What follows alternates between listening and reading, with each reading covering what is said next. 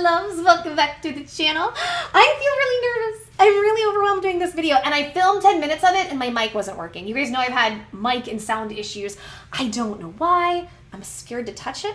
I don't know what is happening, but this is gonna be a sit and chill video. And guys, I'm having a little bit of a health day, so it's gonna be rambly. Also, look at what is this? I did not get in a bar fight. 2 days ago, I woke up with a scratch under my eye. How does that happen?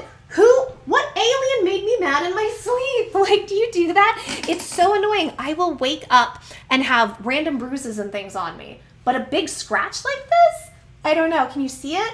Okay. And also my face is it's a little bit red, so you guys can probably tell I'm going through some physical stuff. So, and as a result, I'm kind of out of it, not feeling great. And I'm just telling you because I'm letting you know this is going to be a sit and chill video. It's going to be rambly, but if it wasn't, it wouldn't be your girl. Okay, so first of all, I love you guys. I love y'all. I'm doing this because, and you know me, when I pump out the content, I pump out content, right? And typically when I'm in those modes, I don't do a lot of update videos or talk about my life. And, you know, I've gotten a lot more private. It's weird. I went from extremely private to then on YouTube, the first round, putting everything on YouTube, to finding that balance. But the content I'm doing right now, and thank you guys for the support. The channel's been growing really, really well. I'm frustrated because I want to blow goals out the water, but that'll get there. And I'm just having to remind myself to be patient, right? But thank you guys for supporting the videos. Y'all are the best. Y'all are the best. You really, really are. And you guys just understand me and you see me, and I just appreciate y'all. I do. I love you guys so much. I do. I miss you guys. It's weird. Like, I miss these sit and chill videos because I get to give you some windows and insights into me, and I'm a weird person. So, like, hopefully at least it's entertaining. And it's weird because even though, like, I can't interact too personally a lot, I look at you guys as, like, friends and family. I really do. Probably not the best, healthiest way to be on social media, but I do. But also, we met through a really traumatic experience, didn't we? We met through stimulus, where we were all going through it. And then I made this channel successful, and then you guys watched it all get taken from me as you guys are struggling too, and we're trying to help each other. So I feel this really, like, intense bond with this audience because of that. We've been through stuff. And you know that, like, you guys have me completely. I cry when I think about it. You guys have me. And you've stuck by me no matter what. And you guys know when you were in financial straits, I was there for you the best I could. Like, we have each other. So I love you guys. Quit it! I'm watering. I'm misting. Okay, so what do I want to talk about? I'm going through something, and it's in line with the content that I'm doing, so I thought, let's talk about it. First of all, do you love this dress? I love my little sheen dresses. I love this one. I've had so much fun just getting in front of the camera and dressing up for you guys, and it's so much fun. And I will continue to. So, you guys know I'm doing a lot of Johnny Depp Amber Heard stuff. Well, I'm going to start covering Marilyn Manson and Evan Rachel Wood. That case is coming up, and it's very interesting. Now, I've seen some videos about it. Not many people are covering it, but there's one that talks about A-word behavior. When I say A-word, it's A, and then think of a bus, and then ER. So anytime you hear A-word behavior, or people who are physically mean to you, physically, intimately, emotionally, mentally, A-word, a busser. I hate having to speak in code on YouTube, and it's not even like code where it's like, oh, I'm being clever and crack it. It's stupid code that makes me sound stupid. But I wanted to talk about it because I have some stuff coming up about my past. And it's very, very common. So one thing that Evan Rachel Wood fights for, and she did, was to put things in place so that people who do A-word behavior, there is longer time to prosecute them. And part of it is, guys, it is that your brain will, when a traumatic experience happens, will compartmentalize and will make you completely forget it. And that's something I'm going through right now. I've been going through the last couple weeks that I feel like I finally got to the start. Not the core, but the start, like the starting point of all the bad relationships I've had in my life. And you guys know I've talked about this. I've had a lot of bad relationships. That's misleading. That's to say I've had a lot of relationships. Most of my relationships have been A-word on some level. And even the best of them, and this is something I'm understanding, but why? Because now one thing is this is very common with women. This is a very common thing, which is why the Me Too movement, this is why stuff like this, it is important to talk about in the right context, right? These things are very, very important, these topics. And I just lost my train of thought. I'm sorry, like I said, it's a health day. Where was I going with that? 20 minutes from now, I'll circle back to the point. These are important things to talk about. But I also think they should be talked about in the right context, which I feel like I don't see a lot of people doing. So when you go through something traumatic, many times you will suppress it. And I want to talk about something that happened with me. So, so I know that I grew up in an A-word environment, right? In an A-word environment, and I had a lot of that stuff that went on for me. So I was already predisposed to it, already around it. This kid that I dated unofficially when I was 15. So when I was 15, I went to high school, and he was a sophomore, I was a freshman. Gorgeous dude, super tall. Remember, it's scary. He's like 6'2". I'm like, you are so tall. And I'm like 5'2". And he was very, very smart. I mean, like a super brain. On the nerdy side, but I dig that. I can totally dig a nerd, right? I love everybody. We hung out in the same social circles, debate, forensics team and stuff. And, I had a sibling who was friends with, and I met him very early on, in high school, like the first couple days after school, and we hung out and we hit it off and had a great time. And we hung out for a while. Now, if I get emotional, I'm still processing this. A suppressed memory came up. So I was always really highly evolved in my abilities and skills. I got special permissions and privileges other people didn't. So I did broadcast journalism. I was doing YouTube before YouTube existed. This is in the 90s and 2000s, right? And so I put together pieces and stories, and I was the first. I was the first person to get our broadcasting department to be award-winning, locally, regionally, nationally, internationally. I actually spearheaded that because I started making content in pieces and submitting it places and winning. And then I taught everybody else to do it. So it was great. I single-handedly, me and the guy who was there, the teacher, I loved him so much. We built that. We did. He went off my passion, and he supported me and was wonderful to me. So, so I did that. To say that, I was a freshman in the broadcasting department, which was only for juniors and seniors, but I got special privileges. So I was the youngest one there. And this was a class of people that they weren't real nice to me. We can argue why. They were just snotty, and I don't know why. I had a hard time with some stuff like that. And then funny enough, I was so aggressive and passionate at the things I did.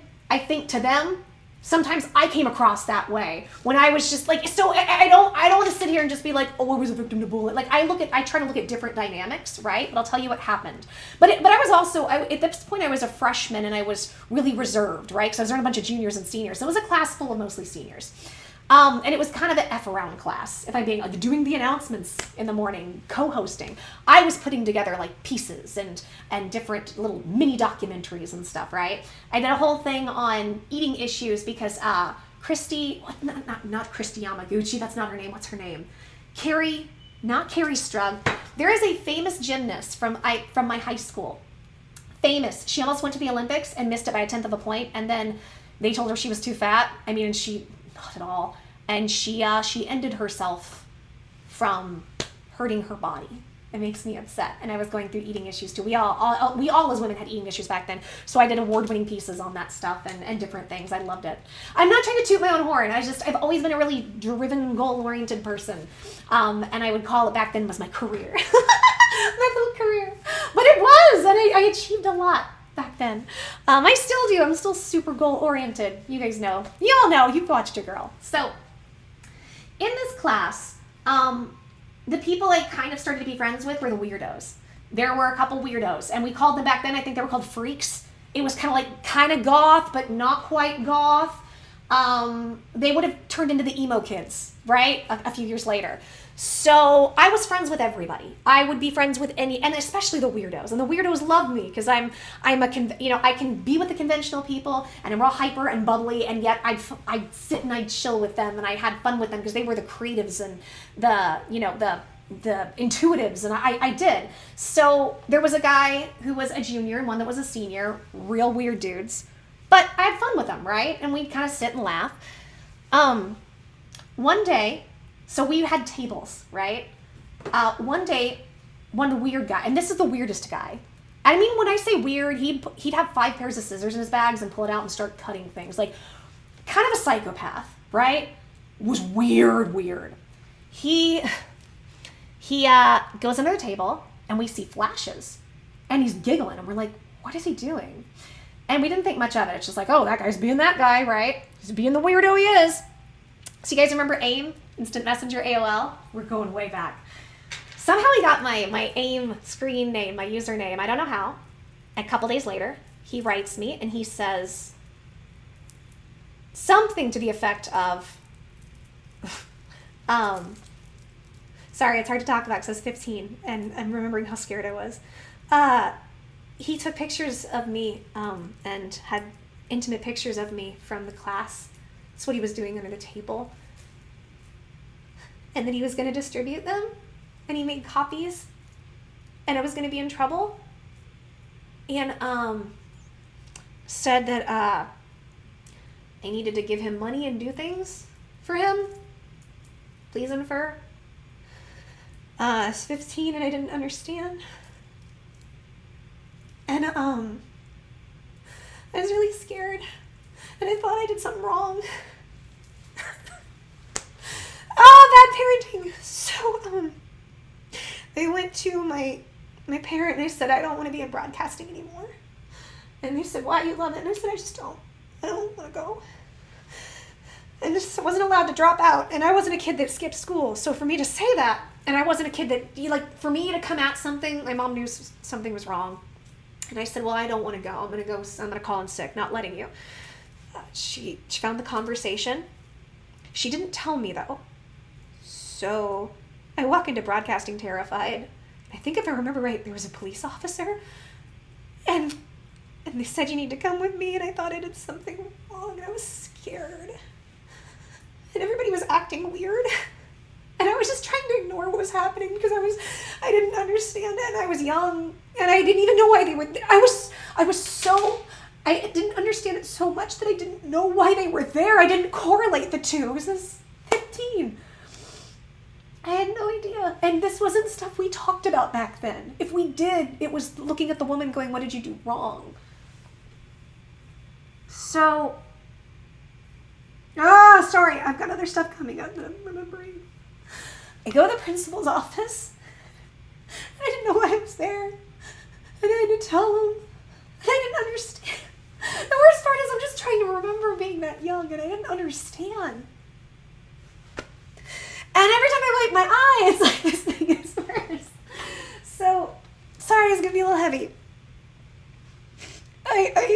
It was hard and I cried. And they sent me back to class. And they did the worst possible thing they could do. And I don't fault them because I don't think they knew how to handle it. They came in and made an announcement that this guy is removed and why he's being removed from the class. And people very quickly found out what happened.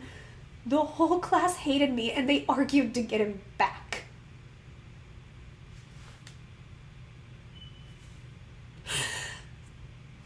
I've had so many things happen in my life where I wasn't protected when I should be from my community or my parents or the people around me. There's a reason I'm telling you guys all of this. I forgot about this, and the whole year was horrible, and people threatened me. They were really mean to me about it. It's my fault. By the way, those same people, I'm sure now, would apologize.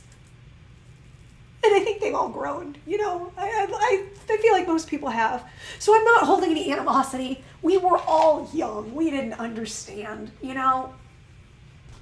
So it's not that I hold animosity to them, but one of the guys in the class, one of the weird guys, this was his best friend that this happened to. This guy had a crush on me. I didn't know it. It's weird. Over the years, I've had a lot of people come up to me. I hope this doesn't sound arrogant. It's not meant to, but I've had people come up to me. They were like, I was madly in love with you. And I'm like, really?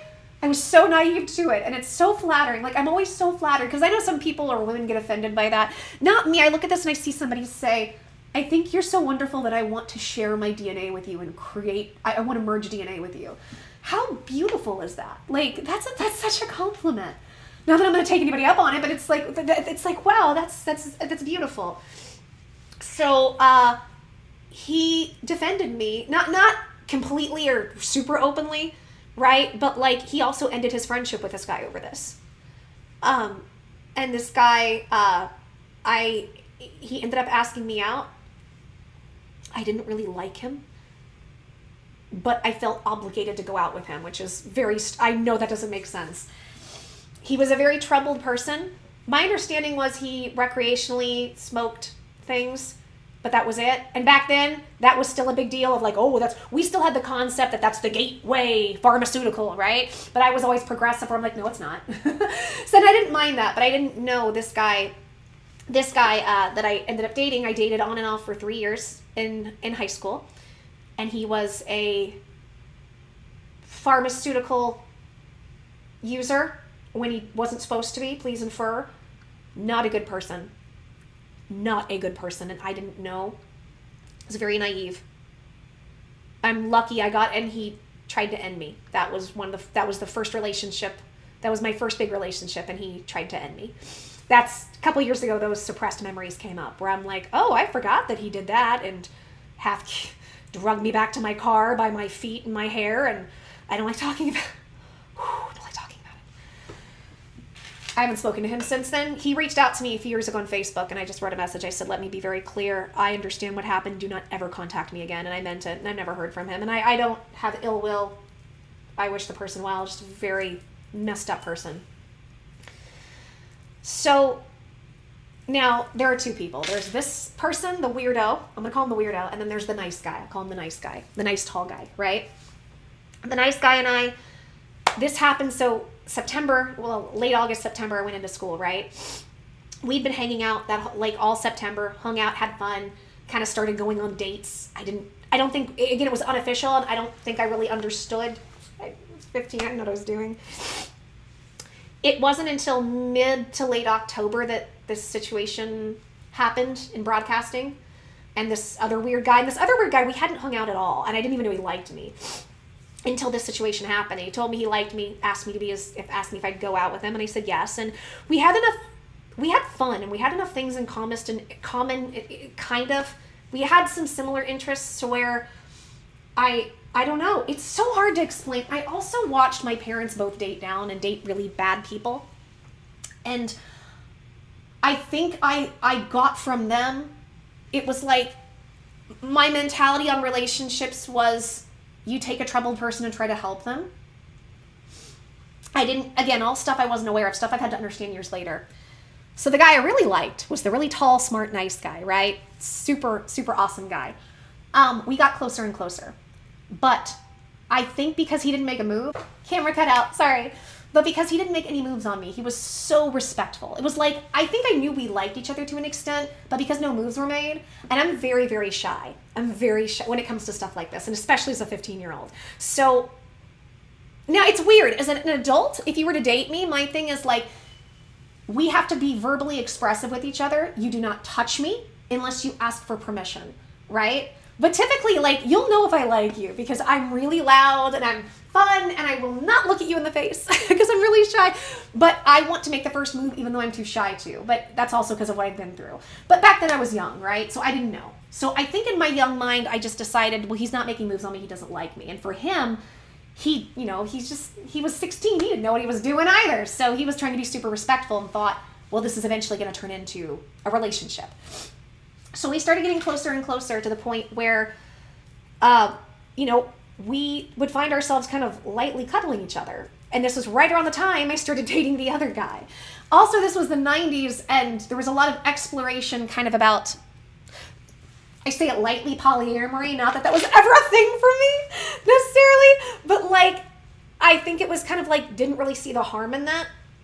And, I think also, if I remember right, me and the one guy had just started officially dating. So it wasn't like I wasn't cheating, technically. And it just kind of started happening. And it was, I think, sometime in November. So it took like 3 months, right? Where one day we were just cuddling and connecting, kind of. And he kissed me. And now, I want to tell you guys, why am I bringing this up? Why am I bringing all this up? Well, the thing that I suppressed about broadcasting came up a while ago, a few months ago maybe. And then, you guys know I've been through some stuff lately. I've been going through stuff, but he kept coming up in my head. Because the thing is like, I'll tell you guys the story, I'll tell you what happened, but we remained friends and hung out for a long time after that. Not as close, I'll explain, but and we hung out in the same social circles. And a wonderful person. I haven't spoken to him, by the way, in decades, but I'll tell you what happened. So I just kept having him come up in my head, and I didn't know why. I was like, I haven't thought about this person in years. I mean, I wasn't upset about it at all. I was just confused. And all these random memories of things. And I've got memory issues, guys. So I shouldn't be remembering details and stuff. And it just kept coming up, and I'm like, why? Now I want you all to understand, this person is married, has a child. I have no interest in them as an adult. And I say that with love and respect to that person. That's not meant as a put down, right? But I would never want to interfere in somebody's life. And I realized a couple days ago why. Because I kept remembering how safe I felt. And I think that, you know what? I realized I correlated the two, that I had on some level a choice to make between this horrible guy and this wonderful guy, and I chose the horrible guy. I was 15, I didn't understand. But I think that started me on a path of choosing the wrong people. And I could have had a wonderful little high school romance with this guy. So what happened? Sorry, he was so nice to me, and I'm overwhelmed by it because I remember it, and I'm just so grateful. He's the nicest person. And he was funny and nerdy, and I liked that. He was one of those people, he was a big science and math and nerd guy. I hope that doesn't sound like I'm putting him down, because I'm not. And I know he knows that. But he also could flip a switch and be super gregarious and social. He could walk both those lines, right? Very, very intelligent. Like top of our class intelligence. So, one night, we were kind of half cuddling, and he kissed me. I liked it. And I don't think he knows that. And I told him I can't do that, I have a boyfriend. I don't remember all of it, but I know he got upset. And he left. And then he said he had to back off. And I was devastated. He did the right thing. But we were in the same social circles and had to see each other. And it was really, really hard and really awkward.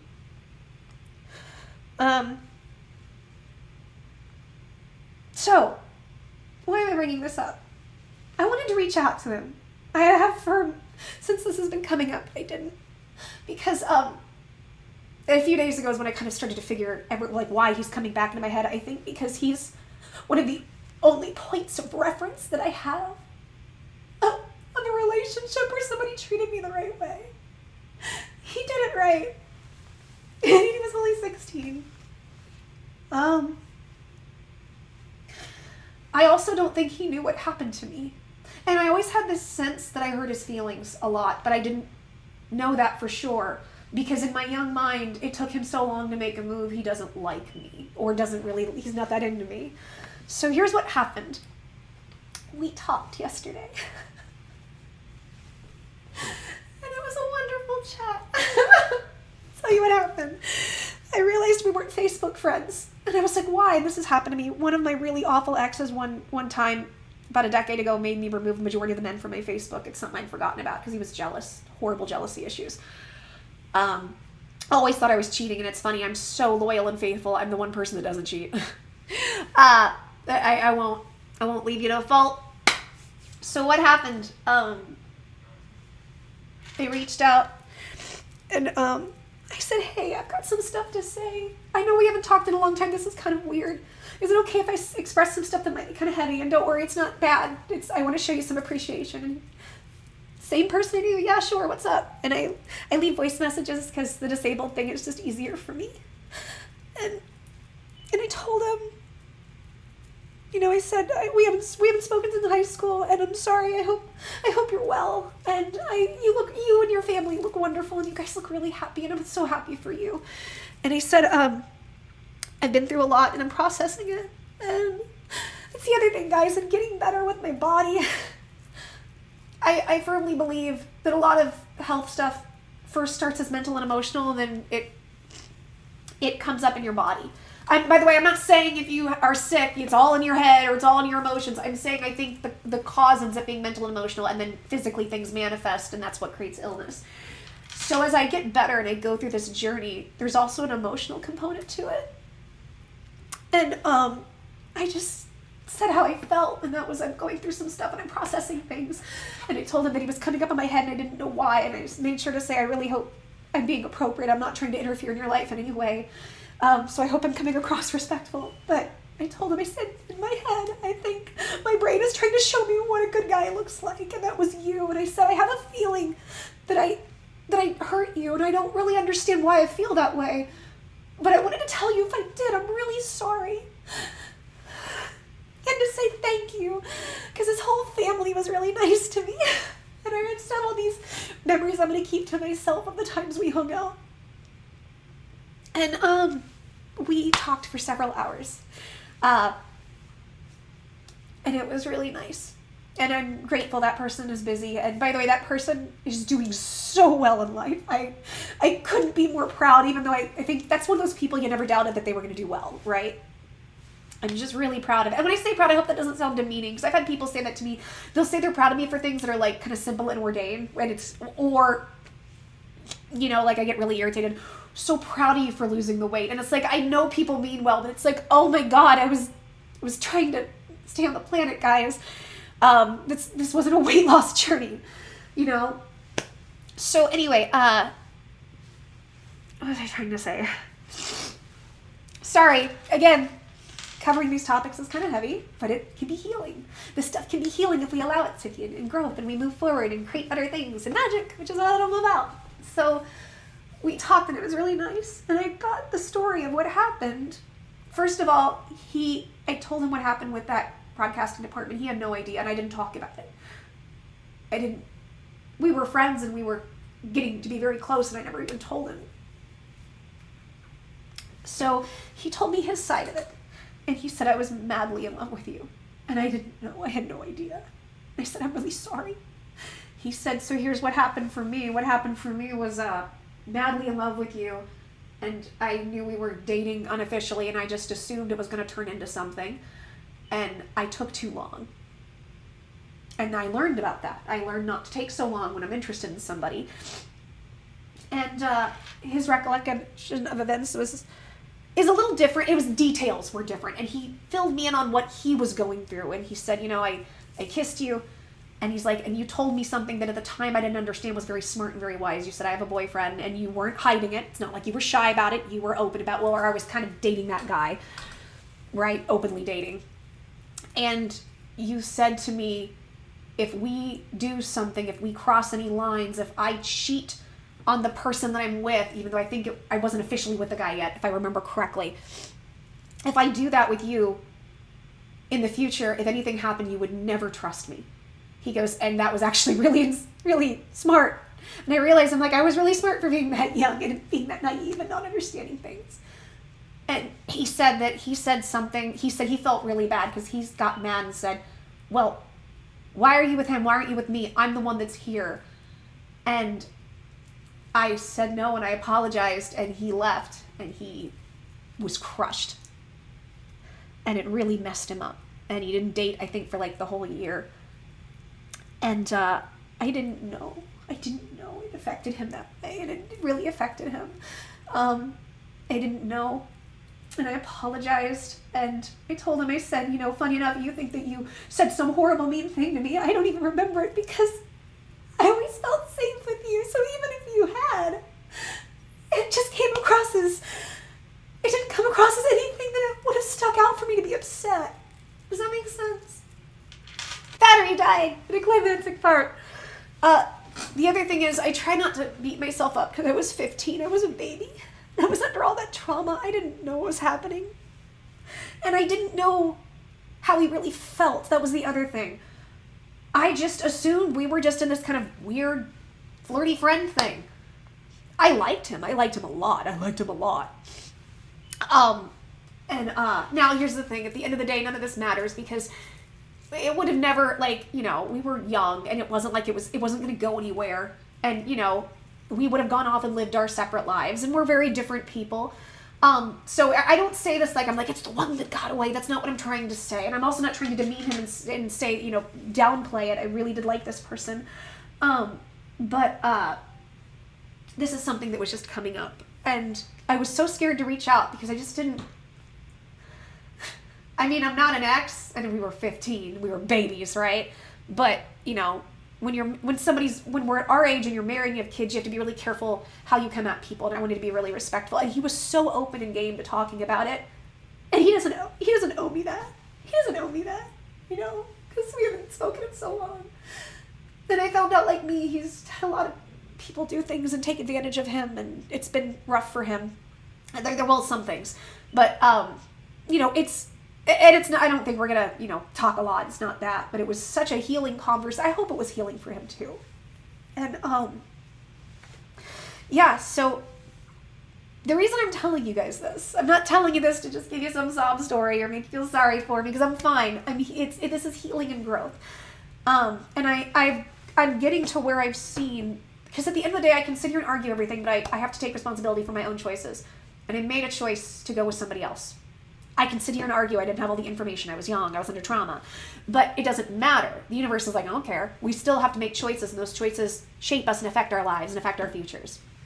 And I've just attracted into my life a lot of people who use me or A-word me or take advantage, or just, I'll meet somebody who acts like they're the ultimate consummate gentleman, the ultimate nice guy, the ultimate protector, and then turns into like a sociopath out of nowhere. Like, I've been trying to understand it. I'm trying to understand it, and I've been trying to understand people. Why do they do what they do? Why they do what they do? I always want to know the why.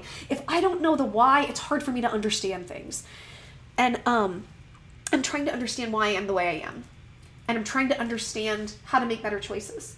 And that's why I've talked about, you guys know I've been isolated. When I say isolated, except for, you know, when I got to be Aunt Katie for a little bit and hang out with my friend, I don't see people. I don't. I see nobody unless I walk by at the park, or I walk by at Walmart, or wherever I go. I don't. And now if I do have to interact with people, I'm me and I'm fun, you know, and whatever. Like, I have fun with everybody, and I just try to be a love ball. But I know I've talked a lot about trauma and A-word stuff lately, and I'm going to continue those topics, and thank you for sticking by me. But I had to see that, and I wanted to tell you guys a couple of things. First of all, one of the things that has really served me in my life and saved me is I'm very brave. I'm good at being brave. So funny. My best friend, before I made the stimulus channel, you guys have probably heard this story, I felt called to make a stimulus channel, and I was really nervous. I was like, people's money's on the line. What if I get a detail wrong? What if I mess something? Like, I was so nervous. I take the responsibility. And like when I worked with Catcoin, it was a week of anxiety, because I take the responsibility of all those people and that money, whether it's yours or theirs. I take it very seriously, and I take it personal. It's my personal mission to make sure I don't mess this up for everybody. They're counting on me, and you guys were counting on me. And I had a lot of anxiety, and my best friend has this amazing way of talking to me. He just has this amazing way of, if a best friend was an amazing way of, he can say just a few words just right that'll pierce my core in the right way to get things in perspective. And like with stimulus, he said, he sat me down and he goes, "Be brave, Katie. You're good at being brave." I was so scared, because what happened my first time on YouTube? Can I come back? Is this gonna work? Are people gonna hate me? Will I mess this up? And I did, and it took off. It didn't work in the end because of what happened with that company. But it, you know, so I'm really glad that I got brave and I reached out. And I reached out when I was really sad. I'm having to close the door on some really hard things right now. Some things where I'm losing a lot. And I've tried to be patient and reason in my head and give second and third and 10th chances, and I just can't. I have to move on, because I have to have my energy cleared up so I can create miracles and give some blessings. And that's what I want to do with this channel, and that's what I want to do with you guys. And I can't have mean people holding me back. I just can't. And I wanted to tell you guys this because I wanted to explain, suppressed memory is a big thing. Either because society gaslights you and tells you it's all your fault, so you don't really understand what's even happening, the trauma, or the fact that it's so traumatic that your brain hides it away. And if you've gone through this, which I know a lot of people have who watch me, I want to encourage you to keep seeking the answers. Keep trying to find them. Whatever has happened to you, if people were mean, is not your fault. And I'm not here to blame anybody. I hope this comes across in respect. I'm not here to put anybody down. But what we have to do, and this is the part that sucks about being a victim. People are awful to you, and then you have to do the work to heal yourself from what those other people did. But it's an unfair responsibility. But do the work. I always tell people, do the work on yourself. Do the work to find out, how did I get to where I'm at? Doesn't mean it was fair. Doesn't mean what happened to you is okay. But even when those those things happen, we still make choices, and those choices shape us. And I just want to encourage everybody to keep doing that work, because healing does come. Gifts and blessings and miracles, they do come from this. And I'm so grateful. I'm so grateful I got brave and reached out. It's just so, like I said, it's just so weird when you're our age to do that. I didn't want to be disrespectful to his situation in any way, shape, or form. And we weren't, right? That wasn't the case. What wasn't like that at all. I wanted, and I'm not even referring to him. He's always been a respectful human being. I was just making sure, because I'm such a bubbly, hyper fun, feminine personality that can be perceived as flirtatious if I'm not careful, right? And one of the reasons is I have so much love that I want to emit and give people, and that can be confusing sometimes. Something I have to watch with different people. That's a story time for another day. The reason I am the way I'm like that, I'll say it really quickly. You know how people have experiences? You guys have heard about that? I had one of those when I was 14, but I wasn't near ending. Hope YouTube doesn't monetize this because I said that word. It was, what am I trying to say? Oh, sorry, I don't feel good. And I have more filming to do. A near ending experience. I'm so sorry, what am I trying to say? I did a near ending, I didn't have that experience of near ending, but it was my first meditation, and I was really sick. I was very sick with my health stuff, and I was 14.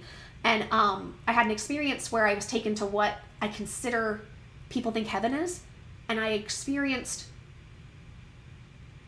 more love, and a love that I'd never experienced before. It's not something you can make up. It's not something you can just imagine. And everything was alive, and there were more colors there. It was beautiful. And that was also part of the start of my spiritual journey, of being a very spiritual person. And I realized that was the thing that was real.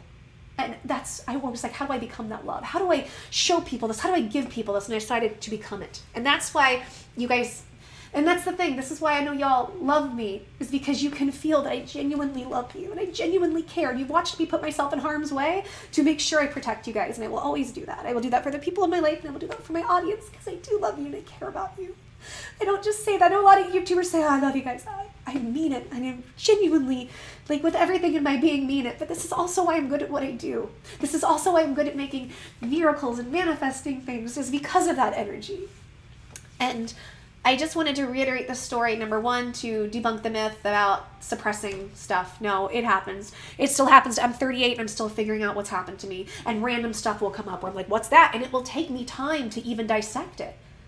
It was weird. Like, I was like, I'm missing a 16-year-old boy in my head from my 15-year-old perspective self. And it didn't start, at first it was just random memories of us hanging out. And then it progressed into, oh, I think we kind of cuddled a little bit. Oh, I think that did that happen? Oh, I kind of missed, what? Why is this happening? Why is this coming up? And I now get it. And it's good because it helps me see things and it helps me heal. Remember, the reason for suffering and the reason for pain is so we can get to a place of asking why. Asking why about everything is so big. It's so big. It drives me nuts, but it's made me who I am. And we get to a place of healing, because when the healing happens, we get stronger and we get better and we get wiser. And then we can go out in the world and we can be better and have a better life and make a better world for ourselves and other people. So I wanted to share what I was going through and to tell you guys how much I love you. And things are good. Things are good. I know you see me get sad, but things are good. It's weird. Even when I had, like, yesterday was a sad day, but even in my sad days, I'm happy. Does that make sense? Because even in my sadness, there's a peace. I'm so blessed and I'm so grateful. I haven't paid my rent in 2 months. I don't care. I'm so grateful.